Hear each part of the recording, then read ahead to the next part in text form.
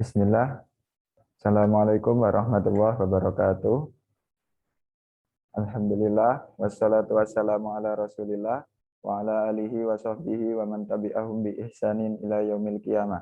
Asyhadu an la ilaha illallah wa asyhadu wahdahu la syarikalah wa asyhadu anna Muhammadan abduhu wa rasuluh. Alhamdulillah, segala puji bagi Allah yang telah memberikan kita nikmat hidayah, nikmat kesehatan, dan nikmat kesempatan pada malam hari ini untuk menghadiri kajian rutin Arba'in Nawawi hadis ke-33. Tak lupa, salawat serta salam semoga senantiasa tercurah kepada junjungan kita Nabi Muhammad SAW dan para pengikutnya hingga hari kiamat. Kajian pada malam hari ini insya Allah akan disampaikan oleh Ustadz Nurholis bin Kurdian Hafizahullah. Sebelum kita memulai kajian pada malam hari ini, Ana akan membacakan biografi singkat beliau. Ustadz Nur beliau berasal dari Kabupaten Jombang, lahir pada tahun 1980 Masehi atau 1400 Hijriah. Ustadz Nurholis adalah alumni Universitas Islam Madinah dengan mengambil jurusan konsentrasi ilmu hadis. Beliau juga alumni LIPIA Jakarta dan sekarang bertindak sebagai staf dan pengajar di STDI Imam Syafi'i Jember. Beliau saat ini juga bertugas atau bertindak sebagai pembina Yayasan KMPI dan beliau saat ini bertempat tinggal di Perumdos STDI Jember. Selanjutnya, Ana akan membacakan tata tertib kajian pada malam hari ini. Yang pertama, dimohon seluruh peserta kajian mengikhlaskan niat untuk mengharap wajah Allah dan mengharap pahala agar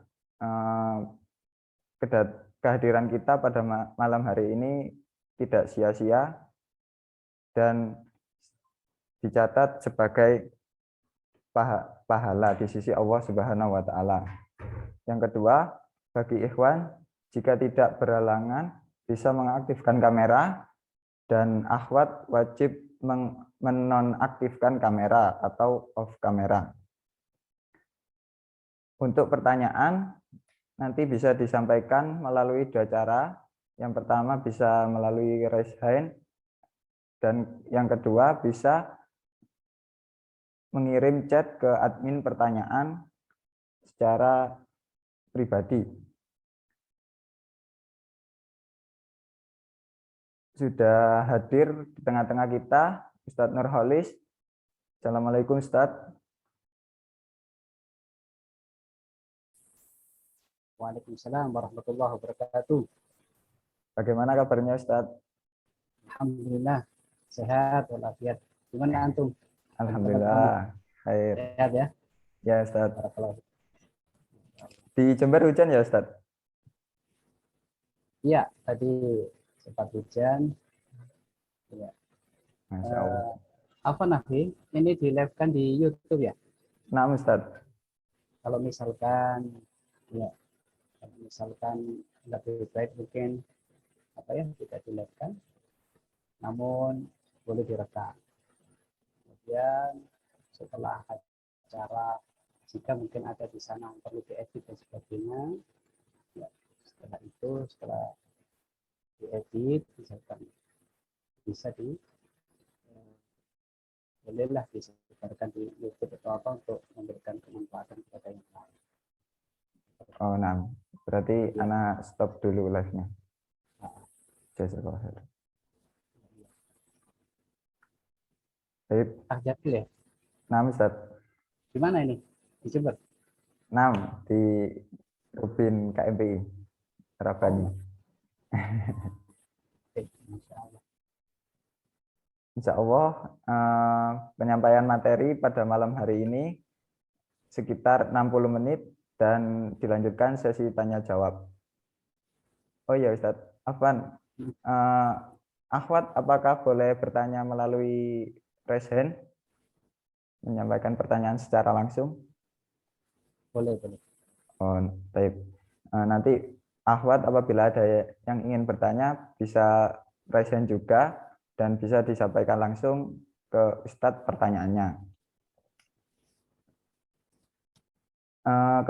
Kajian pada malam hari ini diselenggarakan oleh komunitas mahasiswa pecinta ilmu Jember dan disupport oleh Surabaya Mengaji. Jangan lupa follow sosial media kami di Instagram, Facebook, YouTube, dan lain-lain. Tak perlu berlama-lama, langsung saja kita dengarkan materi dari Ustadz Nurholis bin Kurdian Hafizahullah. Tafadhol Ustadz. Baik. Suaranya jelas, Sahih? Jelas Ustadz. Jelas ya. Baik. Assalamualaikum warahmatullahi wabarakatuh. Waalaikumsalam warahmatullahi wabarakatuh. Innal hamdalillah nahmaduhu wa nasta'inuhu wa nastaghfiruh wa na'udzu billahi min syururi anfusina wa sayyiati a'malina. Man yahdihillahu fala mudilla lahu wa man yudlil fala hadiya lahu. Wa asyhadu an la ilaha illallah wahdahu la syarika lahu wa asyhadu anna Muhammadan 'abduhu wa rasuluh. يا أيها الذين آمنوا اتقوا الله حق تقاته ولا تموتن إلا وأنتم مسلمون يا أيها الناس اتقوا ربكم الذي خلقكم من نفس واحدة وخلق منها زوجها وبث منهما رجالا كثيرا ونساء واتقوا الله الذي تساءلون به والأرحام إن الله كان عليكم رقيبا يا أيها الذين آمنوا اتقوا الله وقولوا قولا سديدا يصلح لكم أعمالكم ويغفر لكم ذنوبكم ومن يطع الله ورسوله فقد فاز فوزا عظيما أما بعد فإن أصدق الحديث كتاب الله وخير الهدي هدي محمد صلى الله عليه وسلم وشر الأمور محدثاتها وكل محدثة في الدين بدعة وكل بدعة ضلالة وكل ضلالة في النار. Ikhwani wa akhwati fillah, alhamdulillah di malam hari ini Allah Subhanahu wa taala mempertemukan kita kembali di majelis ini dalam rangka melanjutkan kajian kitab Al-Arba'in An-Nawawiyah, 40 hadis yang ditulis oleh Imam An-Nawawi rahimahullahu taala. Dan kita sampai pada hadis yang ke-33. Ya, sebelumnya kajian kita ini adalah kajian offline, luring, yang diselenggarakan di Masjid Al-Irsyad ya, ba'da sholatul maghrib setiap hari Kamis. Namun qadar ini akhirnya kajian tersebut ya tidak dan alhamdulillah pada malam hari ini kita bisa memulai kembali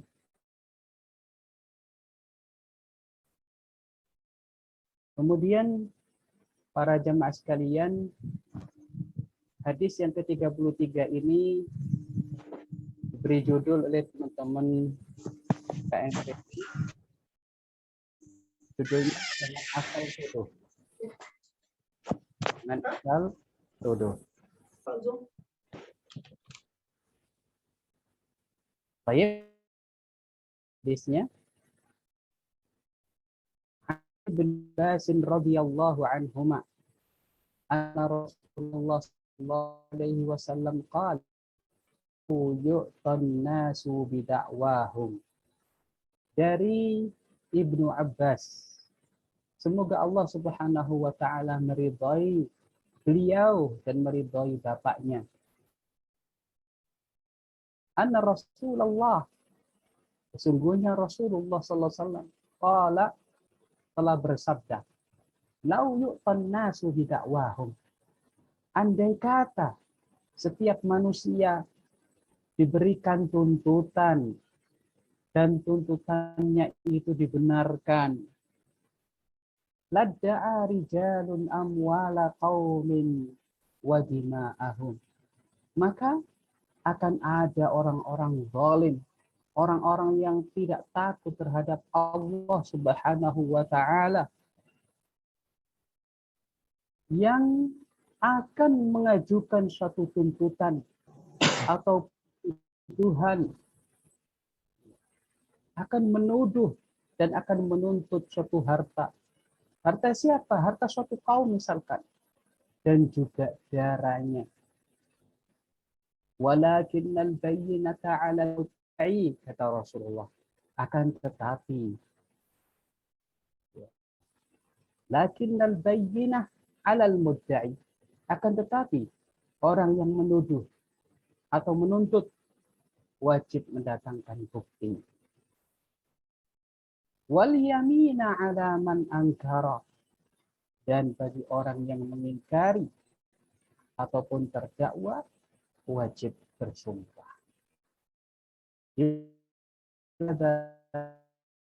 Hadis ini adalah hadis yang hasan, rawahul Baihaqi, diriwayatkan oleh Imam Baihaqi di dalam Sunan Al-Kubra.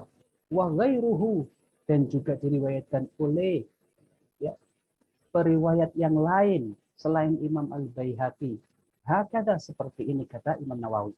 Seperti pada lafaz hadis ini. Wa ba'duhu fi sahihain, dan sebagian lafaznya ada pada as-sahihain, yaitu dalam kitab Sahih Bukhari dan juga dalam kitab Sahih Muslim. Ya. Ini terkait dengan terjemahan daripada hadis yang diriwayatkan oleh Abdullah bin Abbas radhiyallahu taala anhuma. Kita akan membahas dua hal. Yang pertama terkait dengan sanad hadis yang disebutkan oleh Imam Nawawi dalam kitab Al-Arba'in An-Nawawiyah ini. Kemudian yang kedua terkait dengan matan ataupun isi daripada hadis tersebut. Yang pertama, terdapat pada sanad hadis ini Abdullah bin Abbas.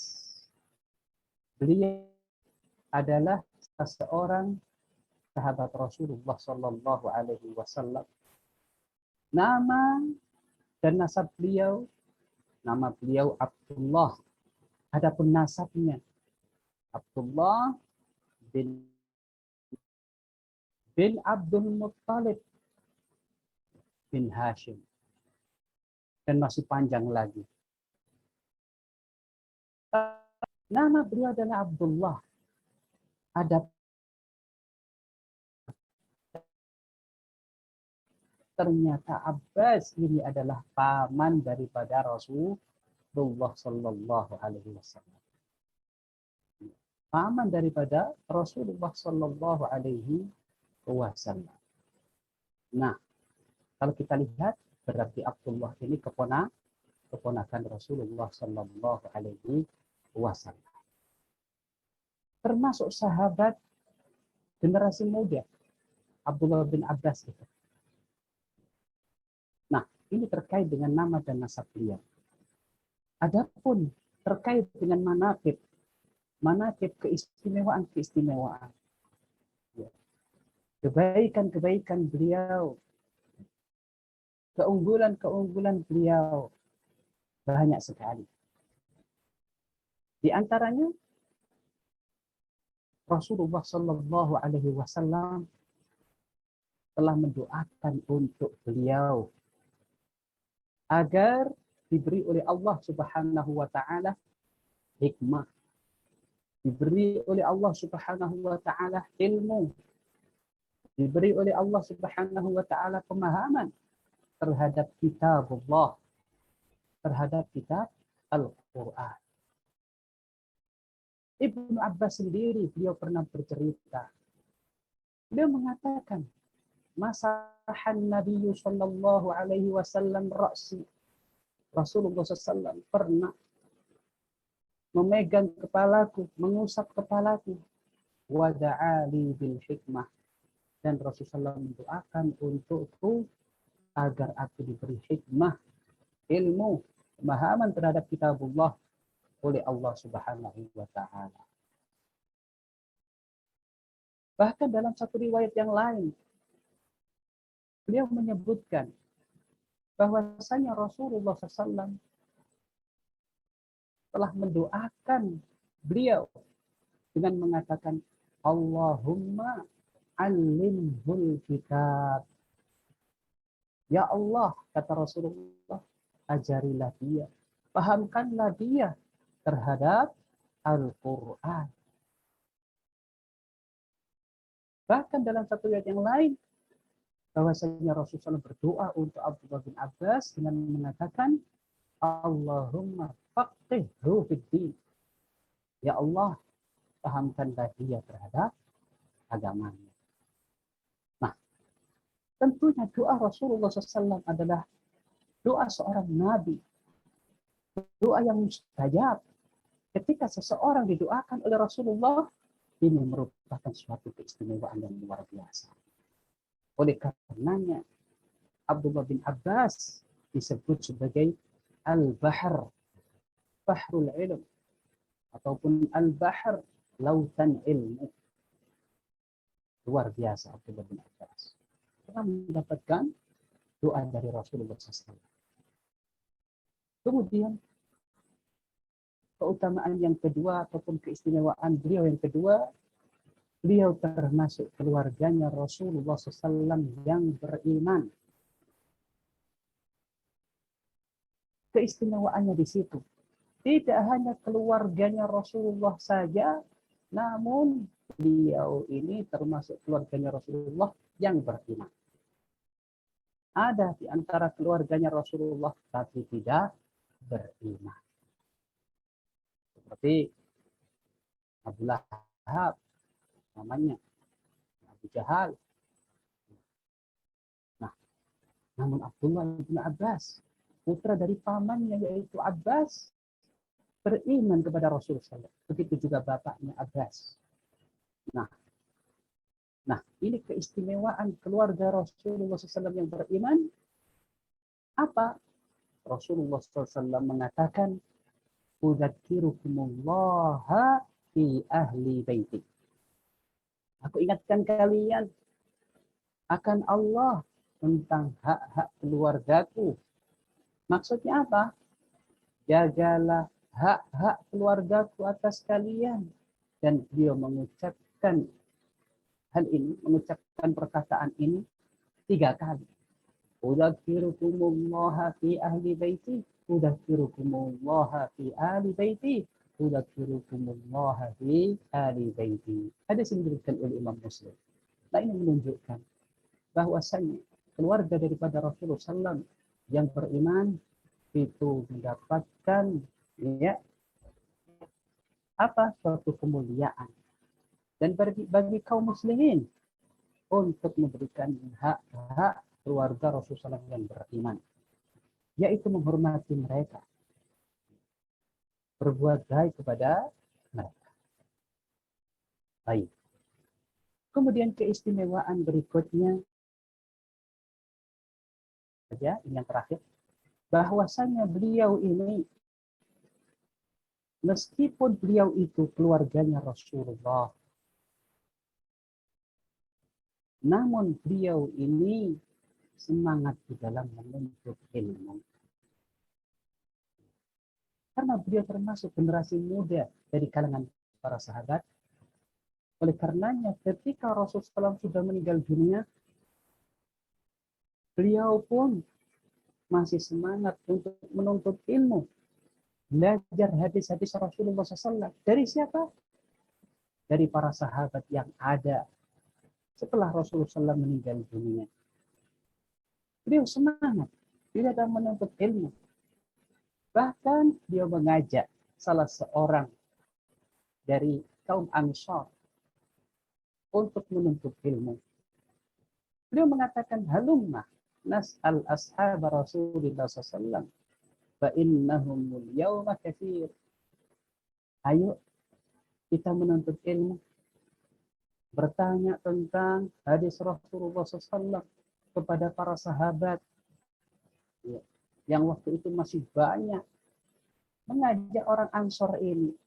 Orang Ansor ini diajak untuk menuntut ilmu, untuk mempelajari hadis-hadis Rasul dari para sahabat. Yang mana para sahabat waktu itu masih banyak. Tapi jawaban orang tersebut, wa ajaban laka ya Ibnu Abbas. Wahai Ibnu Abbas, kamu ini sangat mengherankan. Ajib antum ini. Aneh antum. Kenapa aneh? Ataranna sayahtajuna ilaih. Apakah kamu melihat bahwasanya orang-orang nanti itu akan membutuhkanmu? Karena para sahabat masih banyak. Kenapa kita harus belajar ilmu, belajar hadis Rasulullah dari para sahabat? Kenapa kita harus menuntut ilmu dari mereka? Mereka masih banyak. Orang-orang tidak akan membutuhkanmu, tidak akan membutuhkan kita. Para sahabat masih banyak. Itu jawaban orang Ansor ini. Nah, wa fin nasi min ashabin Nabi sallallahu alaihi wasallam. Akhirnya fataraka dzalik. Dia tidak menuntut ilmu. Ya hanya senang saja berteman dengan orang-orang baik. Berteman dengan para sahabat. Ya, pasrah dah. Sudah itu sudah ada para sahabat, sudah cukuplah. Menurut dia seperti itu, tidak menuntut ilmu. Bersahabat dengan orang-orang soleh bagus juga sebenarnya. Nah, tapi mencukupkan diri berteman saja, tidak mengambil manfaat ilmu dari orang-orang tersebut, dari para sahabat tersebut, orang-orang yang berilmu. Nah, maka hal ini sangat-sangat disayangkan sekali. Oleh karenanya terkadang seorang itu punya kenalan orang alim, akrab, tidak bisa. Hanya pertemanan saja. Bahkan bilang-bilang kepada yang lain, wah, dia itu teman saya, teman akrab saya. Tapi ternyata dia tidak mengambil ilmu dari orang tersebut. Apa manfaatnya? Hanya sebagai apa? Sebagai istilahnya ya menunjukkan bahwasanya dia ada temannya seorang orang yang alim. Sehingga orang lain itu menghormati dia. Ternyata orang ini tidak mengambil ilmu, tidak mengambil suatu kemanfaatan dari orang alim ataupun temannya itu tadi. Nah, ini kan rugi, eman sekali. Nah, wa aqbaltu 'ala masalah. Adapun saya menuntut ilmu, kata Ibnu Abbas. Nah, fa in kana la yablughunil hadis wa 'anil rajul. Ketika sampai kepadaku suatu hadis atau ketika sampai kabar kepadaku bahwasannya ada salah seorang sahabat yang pernah mendengarkan suatu hadis yang belum pernah aku dengarkan. Mendengar satu hadis dari Rasulullah SAW yang belum pernah didengarkan oleh Abdullah bin Abbas. Fa'atihi, maka aku datang kepada dia, aku mendatangi dia. Nah, ketika beliau mendatangi rumah salah seorang sahabat tersebut, ternyata beliau dalam keadaan tidur. Sahabat tersebut dalam keadaan tidur siang. Fa'atawassadu ridai ala. Maka aku jadikan sorbanku sebagai ya, ridai ala babi, sebagai bantal. Dan aku pun ya atawassadu ridai ala babi. Aku pun beliau berbaring juga di depan pintunya, pintu salah seorang sahabat tersebut, dan menjadikan sorbannya sebagai bantal. Fatas rihu alayya turab. Bahkan ketika angin berhembus membawa debu tanah sampai kepada beliau. Lihat bagaimana. Padahal beliau ini adalah Ahlul Bait, keturunan daripada Rasulullah, keluarganya Rasulullah SAW. Tidak hanya keturunan, tapi keluarganya Rasulullah SAW. Tapi lihat, beliau semangat dalam menuntut ilmu. Beliau betul-betul tawaduk di dalam menuntut ilmu. Berada, tidak mengetuk pintu sang guru ketika sang guru istirahat misalkan. Tapi ini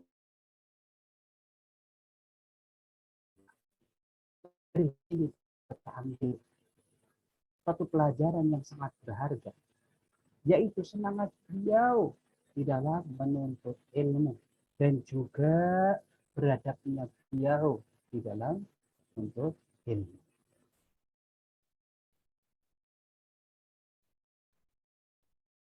Baik ya ikhwan dan juga akhwat fillah, barakallahu fikum. Ini terkait dengan Abdullah bin Abbas dan terkait dengan manaqib beliau. Kemudian kita memasuki matan daripada hadis yang beliau riwayatkan dari Rasulullah SAW. Tadi disebutkan bahwasanya Rasulullah SAW mengatakan, "Lau yu'tan nasu bidakwahum," andai kata manusia itu diberikan satu tuntutan dan tuntutan itu dibenarkan, ladda'a rijalun amwala qaumin, maka akan ada orang-orang yang zalim yang akan mengaku bahwasanya harta suatu kaum itu adalah hartanya, wa dima'ahum, dan mengaku menuduh bahwasanya suatu kaum itu adalah orang yang membunuh keluarganya yang telah terbunuh misalnya. Lakinnal bayyinata 'alal mudda'i, tetapi wajib atas orang yang menuntut ataupun menuduh mendatangkan suatu bukti. Yang menuduh tidak asal menuntut, tapi diperlukan, diwajibkan di situ adanya bukti. Wal yamina 'ala man ankara, dan juga bagi orang yang mengingkari, yang dituduh kemudian dia mengingkari, maka wajib bagi dia untuk bersumpah jika dia mengingkarinya. Hadis ini diriwayatkan oleh Imam Al-Baihaqi dengan lafaz ini. Namun, sebagaimana disebutkan oleh Imam Nawawi, sebagian daripada lafaznya ada dalam Sahih Bukhari dan Sahih Muslim. Ya, betul. Ada dalam Sahih Bukhari dan Sahih Muslim. Kalau kita lihat dengan lafaznya Imam Muslim disebutkan, lau yu'tan nasu bidakwahum, andai kata setiap manusia diberikan suatu tuntutan, ladda'a nasun, maka akan ada orang-orang mengaku dima'a rijal, yaitu mengaku bahwasanya orang lain membunuh keluarga yang sedang terbunuh, membunuh keluarganya yang sedang terbunuh, wa amwalahum, dan mengakui adalah hartanya. Walakinnal yaminu alai. Nah, begini lafaznya. Walakinnal yaminu alai. Mana videonya? Yamin, yaitu sumpah wajib atasnya. Tentunya lafaznya beda dengan hadis ini. Namun secara makna ya sama. Baik, ikhwah sekalian rahimakumullah, kalau kita lihat, jika manusia diberikan suatu tuntutan, nah tuntutan itu seperti apa? Dakwahum, tuntutan itu seperti apa? Kita katakan tuntutan ada kalanya dengan menetapkan suatu untuk dirinya, ataupun mentiadakan hak orang. Bisa jadi dengan menetapkan hak untuk dirinya atas orang lain, ataupun meniadakan hak orang lain atas diri dirinya. Misalkan, yang pertama, menetapkan hak untuk dirinya. Seperti seseorang mengatakan, Fulan telah mencuri mobilku. Si Fulan telah mencuri mobilku. Nah ini dia menuntut si Fulan tersebut untuk mengembalikan mobilnya. Begitu juga misalkan si Fulan mencuri uang atau si Fulan mempunyai hutang kepadaku 6 juta misalkan.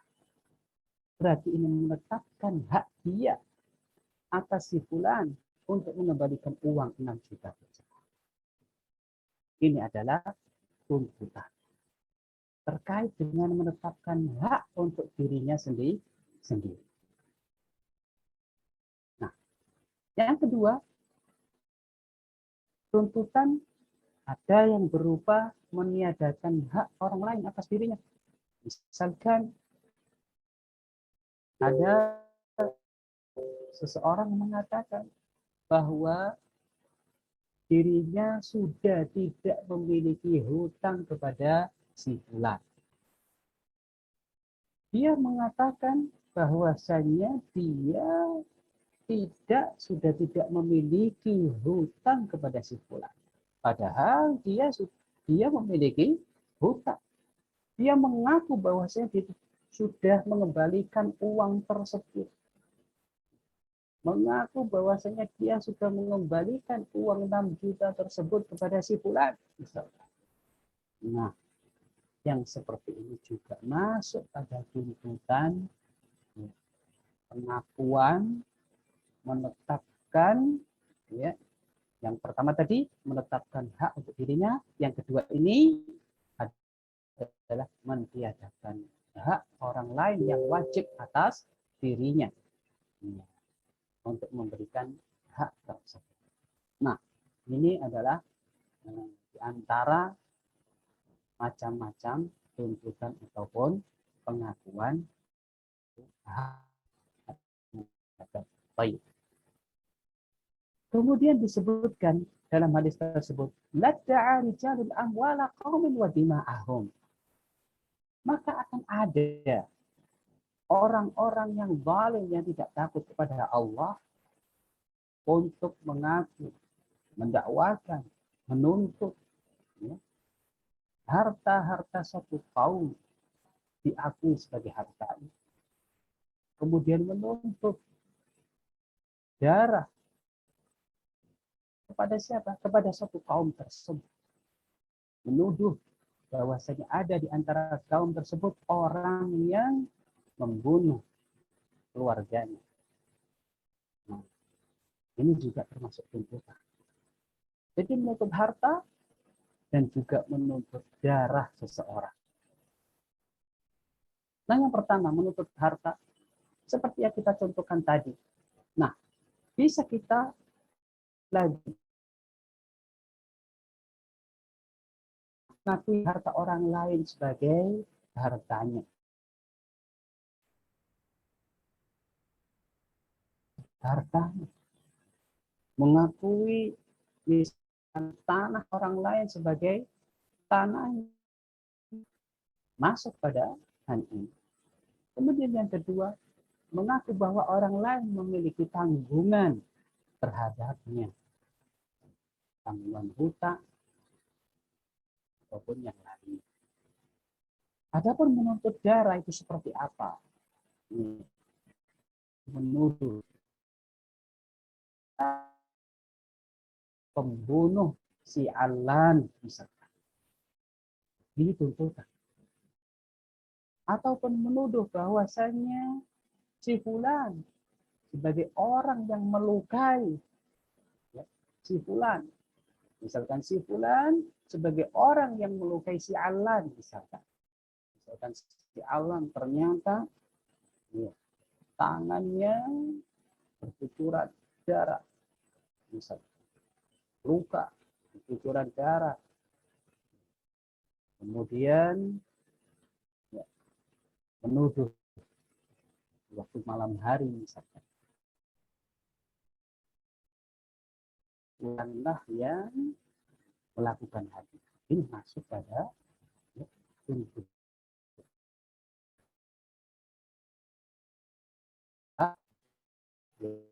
Kemudian juga darah, jika itu ada yang dibunuh, jika itu ada yang disukai. Baik. Kemudian menuntut hak juga masuk karena keduanya itu adalah tuntutan hak. Ada tuntutan hak yang lain. Misalkan tuntut si fulan misalkan telah menyewakan rumahnya 2 tahun kepadanya.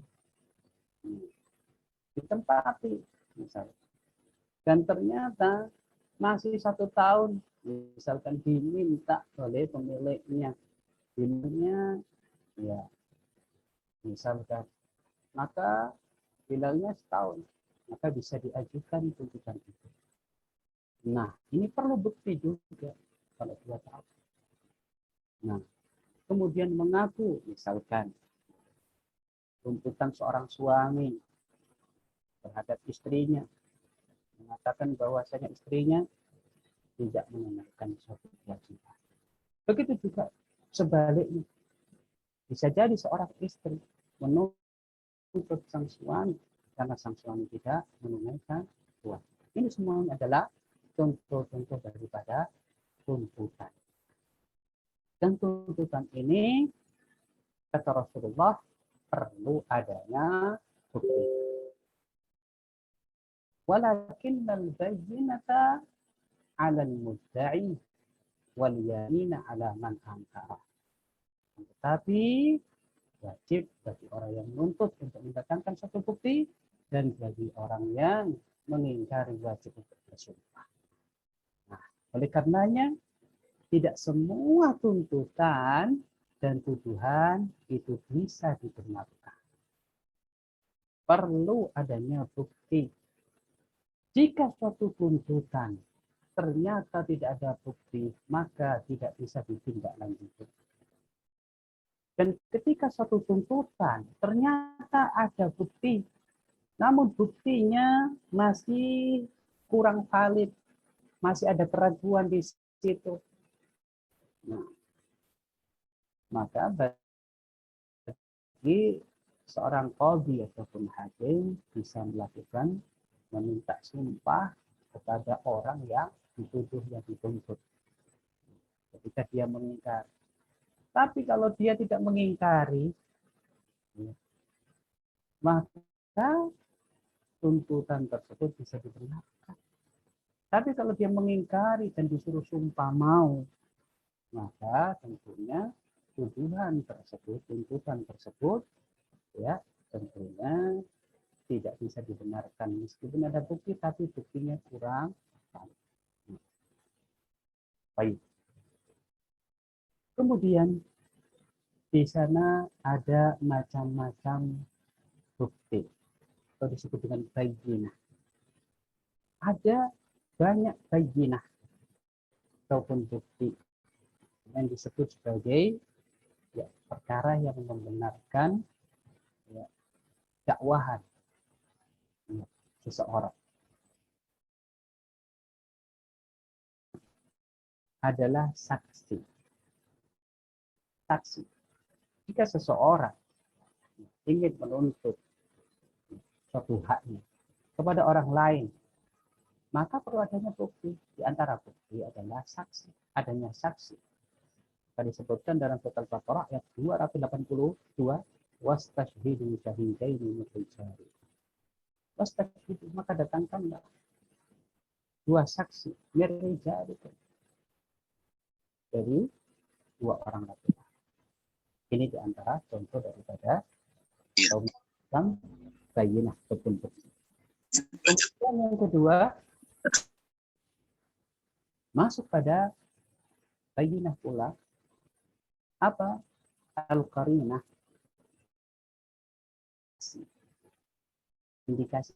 Indikasikan ya, ataupun indikator yang menguatkan ya, tuduhan tersebut, yang membenarkan tuduhan tersebut.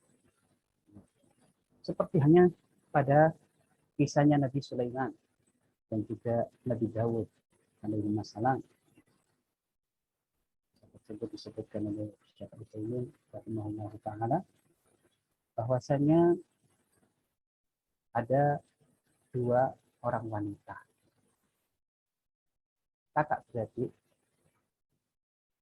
dua-duanya memiliki anak. Ketika keduanya itu dalam satu perjalanan, satu tempat, ternyata anak salah satu dari dua wanita tersebut ada yang dimakan oleh harimau ataupun singa. Tentunya kedua wanita ini satunya anaknya masih selamat, yang satunya anaknya sudah dimakan oleh singa tersebut. Akhirnya keduanya ketika pulang mengadukan ke hakim, yaitu Nabi Daud alaihissalam. Nah, yang tua, wanita yang tua yaitu kakak daripada wanita yang satunya, yang anaknya telah dimakan oleh harimau tersebut. Dia ketika menghadap Nabi Daud, dia mengatakan, ini anak saya, anak saudaranya diaku sebagai anaknya. Dia menuntut bahwasanya anak tersebut adalah anaknya. Dia ingin mendapatkan hak, ingin mendapatkan anak. Mengakui anak saudaranya sebagai anak. Ini anak saya. Yang satunya, ini anak saya. Itunya ya enggak mau lah. Akhirnya diajukan ke Qadhi Hakim, yaitu Nabi Daud. Dan ternyata diputuskan dengan ijtihad beliau bahwasanya anak itu ya, anaknya apa yang besar. Entah dengan apa, indikasi apa, ataupun alasan apa. Namun ternyata ketika yang satunya tidak rela dengan hal itu, ya, mengajak kepada untuk pergi ke Nabi Sulaiman, anaknya Nabi Daud. Akhirnya Nabi Sulaiman mengatakan kepada keduanya, mana? Datangkan anaknya. Akhirnya didatangkan anaknya. Dihadapkan pada beliau. Baik, kalau begitu, daripada kalian berdua bertengkar, saya bagi dua anaknya. Beliau ngambil pedang, kemudian anak tersebut mau dibelah menjadi dua. Bagaimana menurut kalian berdua? Wanita yang umurnya lebih tua, ya kakak daripada wanita yang satunya, mengatakan, iya saya setuju. Sedangkan yang satunya, jangan, sudahlah, sudah nggak apa-apa, sudah. Anak itu miliknya kakak, sudah nggak masalah. Sambil nangis. Nah, di sini ada koordinat, ada indikator yang menguatkan bahwasanya anak tersebut adalah miliknya, anak tersebut adalah anak daripada wanita yang paling muda. Akhirnya sama Nabi Sulaiman dihukumi bahwasanya anak tersebut adalah miliknya yang kedua yang paling muda. Dan itu memang betul. Ini menunjukkan, artinya di sini kita ambil satu pelajaran bahwasanya indikator-indikator itu bisa ya sebagai pembenaran atas suatu masalah. Bahkan yang satunya ya, mengatakan pengakuan, membenarkan suatu pengakuannya ya, wanita yang muda tadi, bahwasanya anak itu adalah anaknya. punya tua juga mengaku bahwasanya dia adalah hamil. Nah, ini merupakan indikator juga bisa dikatakan sebagai masuk pada al-bayyinah ataupun sebagai bukti pada istilahnya dikatakan ataupun dihukumi seperti hanya bukti. Nah, kemudian juga di antara contoh qarinah indikator sebagaimana ya suatu permasalahan yang telah dialami oleh Nabi Yusuf alaihissalam. Ya. Waktu itu Nabi Yusuf alaihissalam ya, bersama Zulaikha yang mana dikunci pintu rapat-rapat oleh Zulaikha. Dan waktu itu Nabi Yusuf diajak untuk melakukan ya suatu perbuatan yang tercela. Namun Nabi Yusuf menolaknya dan lari. Maka di sini ketika suami Zulaikha berada di depan pintu dan mendapatkan Nabi Yusuf bersama Zulaikha, maka apa yang dia lakukan yaitu mencari qarinah yang menunjukkan mana yang benar di antara keduanya. Qarinah ataupun indikator tersebut misalkan disebutkan dalam Al-Quran, in kana qamisuhu qudda min qubulin fasadaqat wa huwa minal kadhibin. Dan jika qamisuhu pakaiannya itu ternyata robeknya itu berada di depan. Lihat dulu, kalau pakaiannya itu robeknya di depan, maka Zulaikha yang benar bahwasanya Yusuf telah mengajak Zulaikha untuk melakukan suatu perzinahan. Namun Zulaikha tidak mau, akhirnya bajunya dirobek. Tapi jika bajunya yang robek itu di belakang, maka yang benar adalah perkataan Yusuf bahwasanya Yusuf itu ia diajak oleh Zulaikha, dipaksa oleh Zulaikha. Kemudian Yusuf tidak mau sehingga lari dan ditarik oleh Zulaikha dari belakang. Dan ternyata ketika dilihat bajunya robeknya dari belakang. Nah, ini merupakan suatu indikator. Jadi yang benar adalah Yusuf, sedangkan Zulaikha ya telah berbuat suatu kesalahan. Ini di antara ya, hal-hal yang mana bisa dijadikan sebagai penguat ataupun pembenaran suatu tuntutan atau dikatakan sebagai bukti. Para jamaah sekalian rahimakumullah, di sini ketika seseorang terkadang ada orang ya, menuntut suatu haknya dan dia telah mendatangkan bukti yang kuat.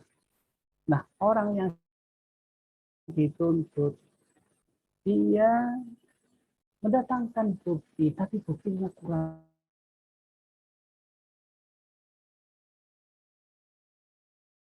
Memutuskan sesuai dengan bukti tersebut. Sesuai dengan bukti yang kuat itu. Nah, dari seorang hakim itu menghukumi suatu permasalahan, menghukumi hak milik bagi seseorang itu berdasarkan ijtihadnya sang hakim,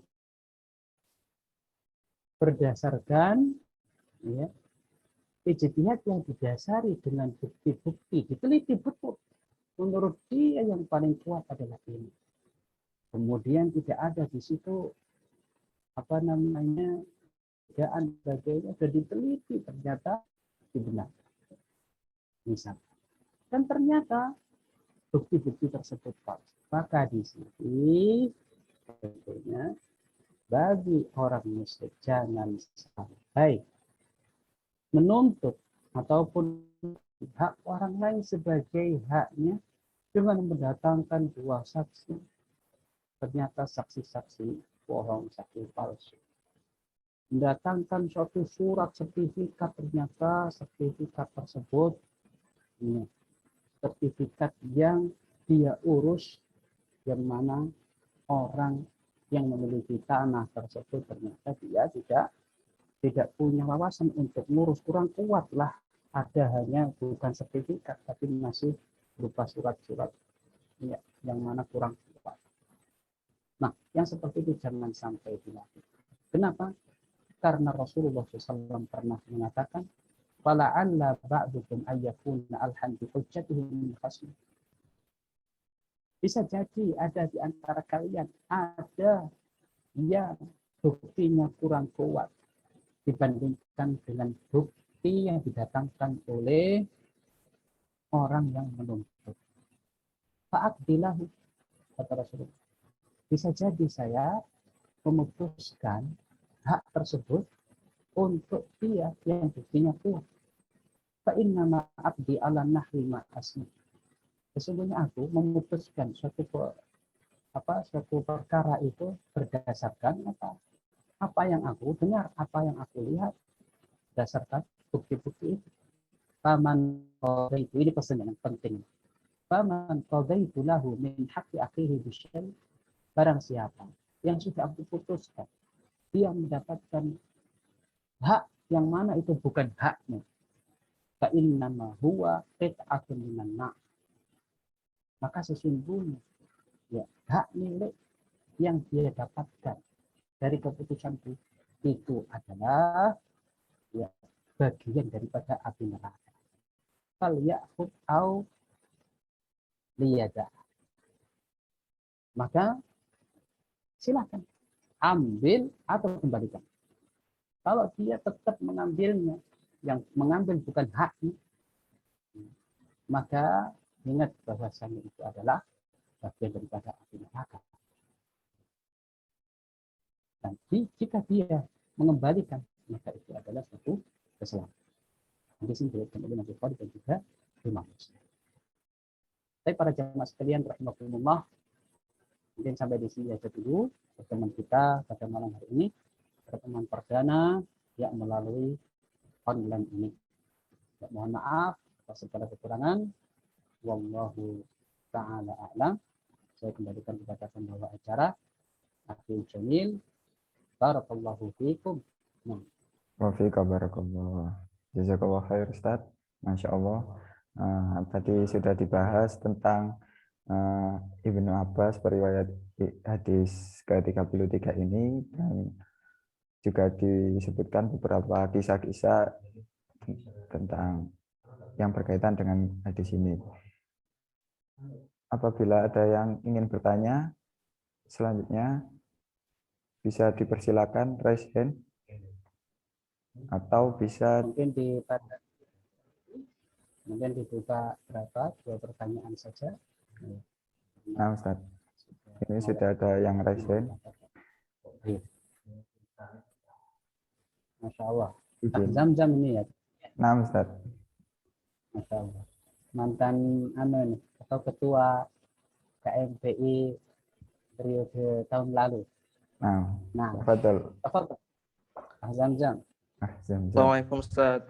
Waalaikumsalam warahmatullahi wabarakatuh. Bisa dibuka.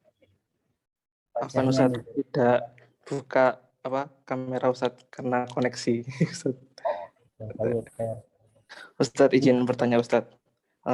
Tadi kan udah dijelaskan bahwasannya barang siapa yang menuduh atau menuntut wajib mendatangkan bukti, sedangkan yang mengingkari atau dituntut bersumpah, ya Ustaz.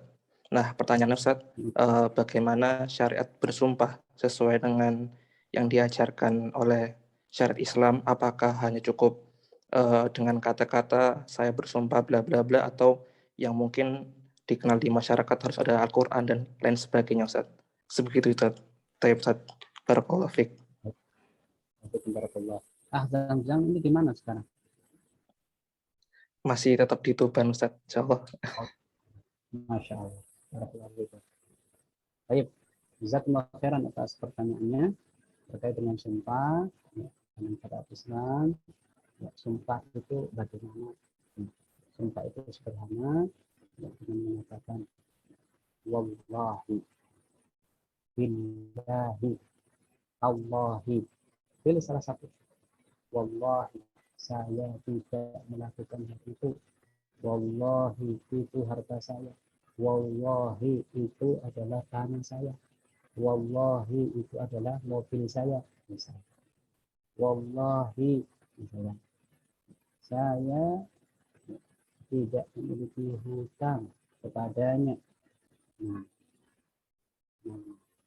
wallahi saya sudah mengembalikan hutang tersebut. Kalau misalnya itu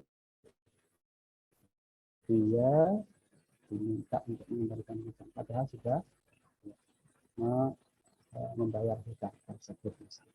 Nah, tentunya ya, ini terkait dengan tuduhan-tuduhan yang memang ya, tidak mendatangkan suatu bukti atau buktinya masih kurang kuat atau masih cacat, maka hal ini seorang hakim meminta kepada dia untuk bersumpah tapi mengingkari. Nah, sumpahnya seperti itu tidak cukup karena di situ menyebut nama Allah Subhanahu wa Ta'ala. Terkadang ada di sana sumpah pocong, sumpah apa. Nah, itu Allah Ta'ala alam, mungkin tujuannya untuk menakut-nakuti atau bagaimana. Ya, kalau orang dulu menyebut nama Allah itu sudah tahu. Betul-betul artinya yaitu nama Allah itu sumpah. Terkadang orang sekarang itu sumpah itu dijadikan suatu hal yang mudah. Jadi istilahnya kata orang Jawa jadi segojangan. Omongannya tiap kali wah padahal nggak gitu untuk bersumpah. Demi Allah. Ini loh saya, wallahi, ini loh saya beli sekian, modalnya sekian, harga sekian, saya jual sekian, padahal tidak ada yang menuntut dia untuk bersumpah. Padahal sumpahnya tidak sumpah palsu. Jelas, sumpah itu dengan menyebut nama Allah kita demi Allah, wallahi, billah. Nah, jam barakallahu fiik. Wallahu ta'ala. Baik. Ana akan membacakan satu pertanyaan lagi Ustadz yang masuk di kolom chat. Nah, Ustadz, bagaimana hukumnya jika suami berhutang tanpa istri tahu, lalu suami pergi dari rumah dan istri dikejar-kejar untuk menyelesaikan hutang karena dianggap keluarga harus menanggung semua perbuatan suami. Apakah termasuk zalim sementara nilainya besar sekali, istri tidak sanggup membayar dan tidak ada harta peninggalan suami? Menurut pemberi hutang, saat itu suami menginfokan jika istrinya mengetahui, padahal istri tidak mengetahui. Bagaimana, Ustaz? Ya. Suaminya itu meninggal dunia atau pergi begitu saja? Pergi, Ustaz. Pergi, jadi tidak meninggal dunia. Ya, tentunya seperti itu suami untuk membayar hutang. Karena yang pinjam adalah sang suami, dan suami adalah orang yang memberi nafkah kepada sang istri. Ya, kalau yang pinjam sang suami, tentunya suaminya yang membayar. Kecuali ya itu tadi bisa diajukan ke pengadilan jika dituntut seperti itu. Kecuali kalau sang istri sudah menyetujui, ada tanda tangan sang istri misalnya, sudah sepakat misalnya, kalau sang suaminya ngomong misalnya bukan orang yang memberikan hutang. Kalau saya ini dia membayar hutang saya, dan istrinya juga menyetujui, ini sudah beda lagi. Kalau istrinya tidak tahu dan tidak ada di situ bukti bahwasanya dia itu tangan ataupun apa, maka yang kewajiban itu membayar kepada saksi ahli. Wallahu ta'ala. Barakallahu fikum. Fika barakallah. Selanjutnya bagi Cukup, jamaah, cukup Ustaz. Barakallahu fikum. Nah, mungkin ada sedikit closing statement terkait dengan kajian pada malam hari ini. Ustaz, Baik. benar. Baik, barakallahu fikum. Para jamaah sekalian, rahimakumullah. Ya, semoga Allah Subhanahu wa taala senantiasa memberikan taufik serta hidayah kepada kita. Kemudian memberikan kita bimbingan terus sehingga kita semangat di dalam mempelajari hadis-hadis Rasulullah SAW, mempelajari ya, apa yang dibawa oleh Rasulullah SAW dan apa yang dituntunkan oleh Rasulullah SAW. Dan semoga kita termasuk orang yang mendapatkan apa yang dikatakan oleh Rasulullah, suatu kebahagiaan. Nabbarallahu ra'an. Kata Rasulullah, semoga orang-orang yang mempelajari hadis-hadis kita Rasulullah, memahaminya, menghafalkannya, diberikan kebahagiaan hati oleh Allah Subhanahu wa taala. Semoga kita semuanya mendapatkan Rasulullah SAW. Mohon maaf sekali atas mungkin ada beberapa pertanyaan yang belum bisa saya jawab sekarang. Mudah-mudahan bila waktu bisa saya jawab dan bisa disampaikan oleh panitia melalui WA. Itu pun jika saya bisa menjawabnya. Wallahu ta'ala a'lam. Mohon maaf atas segala kekurangan. Saya kembalikan kepada Jamil. Nah, barakallahu fikum jami'an. Nah, baik, alhamdulillah kajian pada malam hari ini telah selesai. Semoga faedah-faedah dan ilmu yang beliau sampaikan dapat kita amalkan di kehidupan sehari-hari. Sebelum Ana mengakhiri kajian pada malam hari ini, izinkan Ana menyampaikan info seputar KMPI.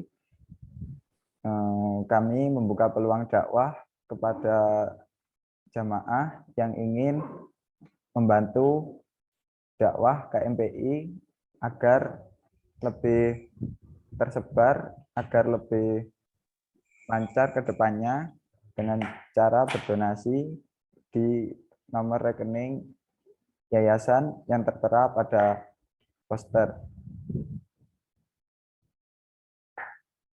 Ana ucapkan jazakumullah khair kepada Surabaya Mengaji yang telah membantu kegiatan kajian pada malam hari ini. Semoga Allah membalas dengan kebaikan yang banyak.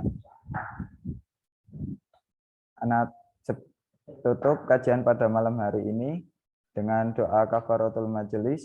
Subhanakallahumma wa bihamdika asyhadu an la ilaha illa anta astaghfiruka wa atubu ilaik. Kurang dalam lebihnya Ana mohon maaf selaku perwakilan dari panitia. Wassalamualaikum warahmatullahi wabarakatuh.